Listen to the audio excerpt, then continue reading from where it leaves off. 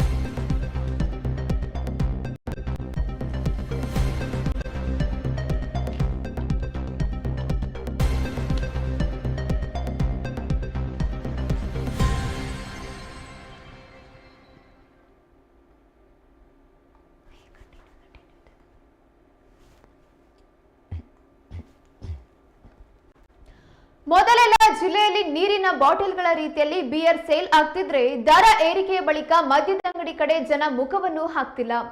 ರಾಜ್ಯ ಸರ್ಕಾರ ಅಬಕಾರಿ ಇಲಾಖೆಯ ಮೇಲೆ ಅತಿ ಹೆಚ್ಚು ಸುಂಕ ವಿಧಿಸಲು ಶುರು ಮಾಡಿದಾಗ ದರ ಹೆಚ್ಚಳದಿಂದ ಜನ ಮದ್ಯಪಾನ ಮಾಡುವುದನ್ನೇ ಕೈ ಬಿಟ್ಟಿದ್ದಾರೆ ಎಂದು ಅಬಕಾರಿ ಇಲಾಖೆ ತಿಳಿಸಿದೆ. ಕಳೆದ 6 ತಿಂಗಳಲ್ಲಿ ಸ್ಲ್ಯಾಬ್ 1 ಚೀಪರ್ ವಿಸ್ಕಿಗಳಲ್ಲಿ 14.38% ಮಾರಾಟವಾಗದೆ ನಷ್ಟವಾಗಿದ್ರೆ 28,798 ಕೇಸ್ನಷ್ಟು ವಿಸ್ಕಿ ಮಾರಾಟವಾಗದೆ ಹಾಗೆ ಉಳಿದಿದೆ.